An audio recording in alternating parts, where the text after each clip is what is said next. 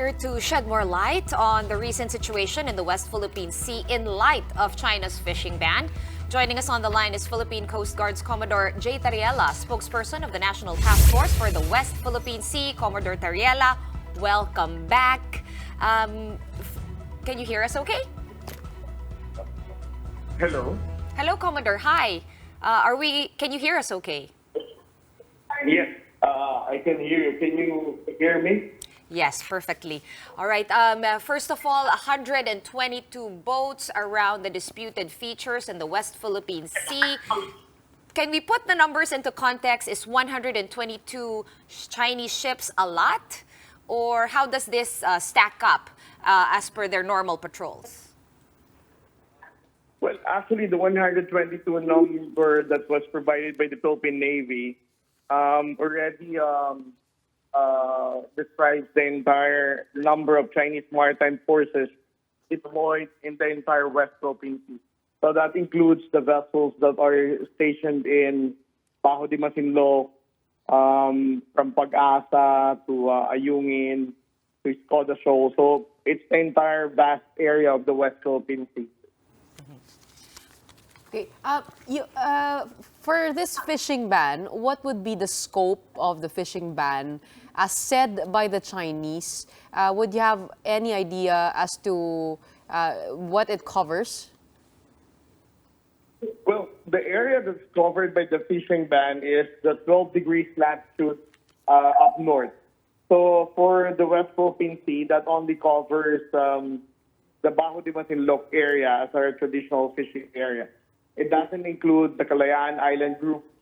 So those Filipino fishermen that will be affected are those who are only proceeding to Bajo de Masinloc. I understand there were discussions with President Bongbong Marcos on a fishing ban because, as you mentioned, this is a traditional fishing ground as ruled by the arbitral award in 2016. And Justice Carpio also mentioned that we have yet to establish ground rules in Bajo de Masinloc. What would you say about this fishing ban, quote-unquote, implemented by the Chinese?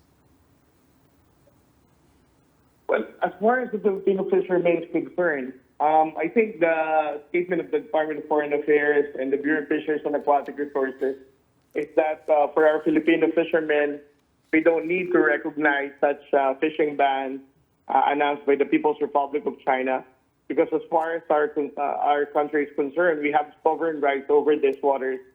Besides from the fact that the arbitral award has identified Bajo de Masinloc as a traditional fishing ground, not just for Chinese and Vietnamese, but also for the Filipino fishermen. Okay, well, that makes sense, Commodore, no?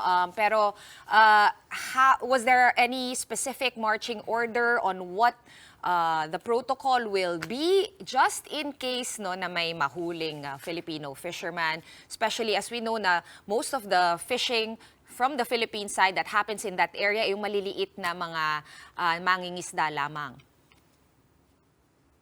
Well, annually naman, no? Merong fishing ban ng People's Republic of China in this area. Pero sabi nga ng mga Pilipino mangingisda natin sa Zambales, they just ignored this fishing ban. They still proceed to Bajo de Masinloc at wala namang nangyayaring panghuhuli ng China Coast Guard before. Okay, so linawin lang natin, Commodore, just to clarify, the fishing ban was announced to China, presumably to Chinese fishermen in that area. I'm sorry, I didn't get the question. Oh yeah, was the fishing ban issued by China? As you said, it is, or as we know, it is a unilateral fishing ban. So does this fishing ban only cover Chinese fishermen? Was this announcement made for Chinese fishermen? Well, first of all, it's a unilateral announcement on the part of the People's Republic of China. But we still consider this as an illegal announcement of China because it covers the exclusive economic zone of our own country. As far as the international law is concerned, in the United Nations Convention of the Law of the Sea, China doesn't have any authority or jurisdiction to announce those part of our exclusive economic zone belonging to them as if they have the authority to declare a fishing ban. Okay, Commodore Tarriela, actually, galing na ako doon sa Baho de Masinloc, kung sumama tayo doon sa civilian convoy. At nalaman natin that this is actually low season already for fishermen. High season would be November to May. So ngayon, kumbaga, parang dapat talaga nagre-regenerate yung ating mga karagatan natin, lalong-lalo na doon sa Baho de Masinloc area. Wouldn't this fishing ban make sense?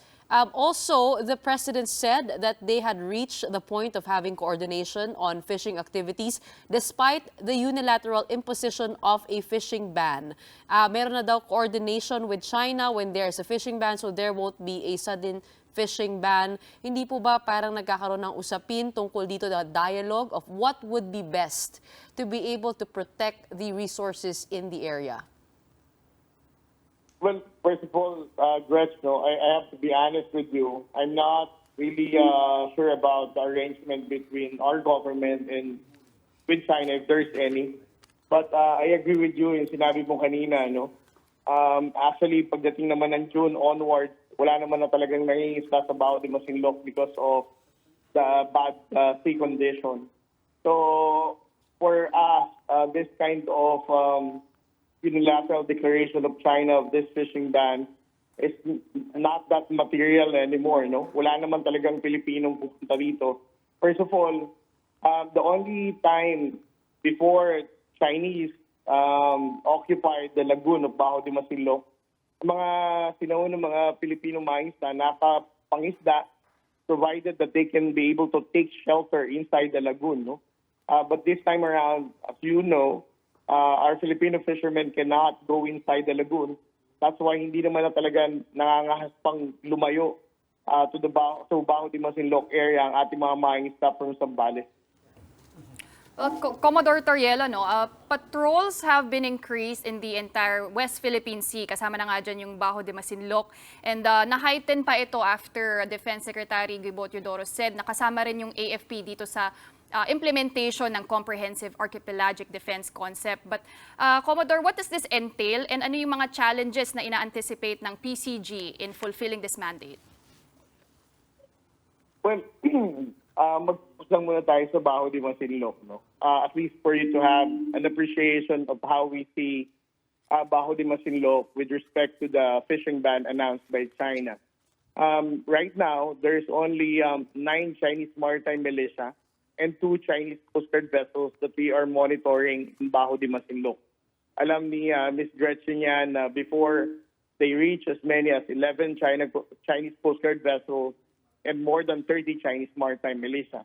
But this time around, since the last atin ito convoy, nagbawas na sila ng Chinese Coast Guard and even Chinese maritime militia.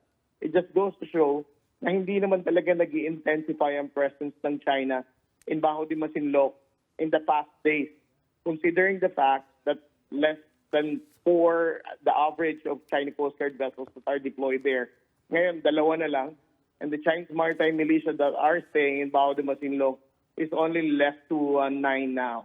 So, ibig sabihin, it is not correct for us to assume that with respect to the fishing ban and, of course, the announcement of Secretary Guibo, China is intensifying their maritime forces with respect to Baho de Masinloc. As I said, mas kaunting number ng vessels ang meron sila ngayon in Baho de Masinloc. Okay, ito na lang Commodore, since nandito ka na rin.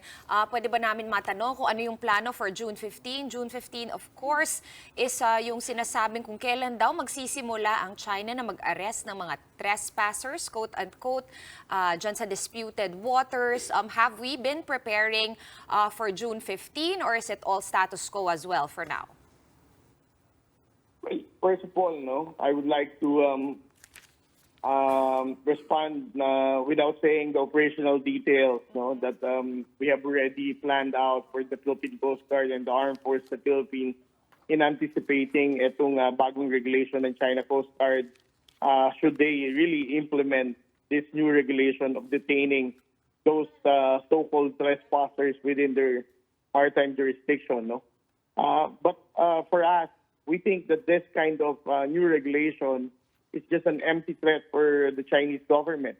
You have to take note na this was mentioned on the day that Ms. Rafaela David has also declared that they had the mission accomplished for the atin ito convoy. No, we believe that this new regulation of the Chinese Coast Guard only intends to discourage civil society here in the Philippines and other Southeast Asian countries not to follow the same path that Ms. Rafaela David did with this atin ito convoy.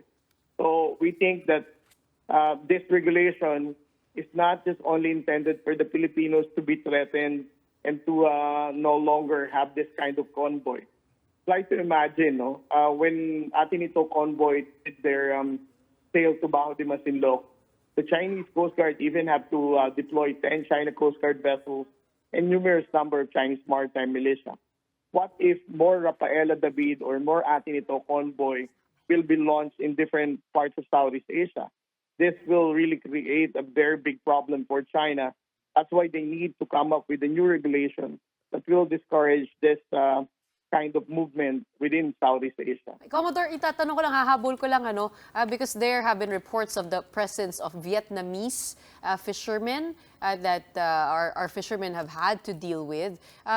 Can you tell us more about that? Saan ba sila na-locate? Is it around Bajo de Masinloc, the traditional fishing ground there? Or were they in other parts? And how big are the vessels?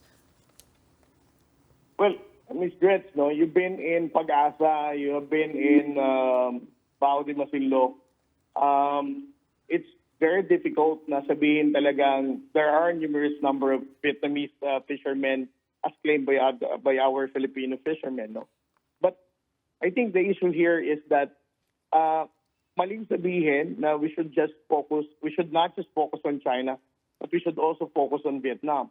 Kasi we are also doing our law enforcement naman with respect to the Vietnamese fishing vessels.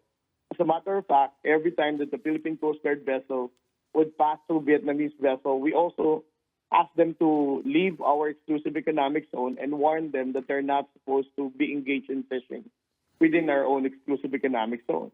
The difference is that for the Vietnamese fishermen, the moment that they saw a Philippine Coast Guard vessel, they're going to leave the area and respect our law enforcement jurisdiction.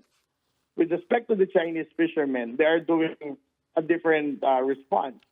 Kapag hinabol natin ang Chinese fishermen or the Chinese maritime militia, you can expect that the Chinese Coast Guard will once again rescue them and pretend na sila ang may jurisdiction over these waters. What I'm highlighting is maling mindset na sabihin na the government is not also doing law enforcement against Vietnam, because we are also doing that. I think mas focus lang tayo, mas napapabalita lang ang China. It's because they are the ones who are harassing the Filipino fishermen. They are the ones who are harassing the resupply mission. And the Chinese is also harassing the Philippine Coast Guard vessel.